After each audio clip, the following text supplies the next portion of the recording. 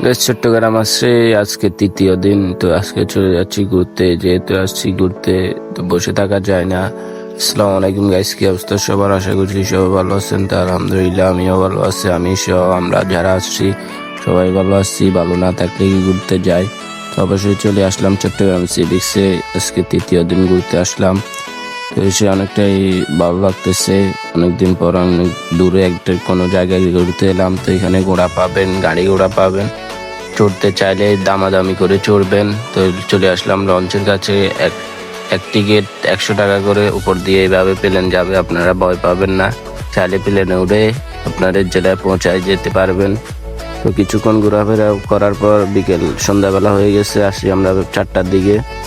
তো অবশেষে প্রায় অনেকটাই ঘুরে ফেললাম। তো এসে এখানে হালকা পাতলা কিছু নাস্তা করে নিলাম, যেহেতু এখানে বিখ্যাত ক্যামরা আর পেঁয়াজু। তো এগুলা খেলাম, অনেকটাই ভালো লাগলো। তো এখান থেকে এসে হালকা পাতলা কিছু নাস্তা করে নাস্তা গিয়ে এখানে কাঁকড়াই বিখ্যাত। তো আমরা কাঁকড়াটা ফুল নেই 200 টাকা করে, আর পেঁয়াজু নেই।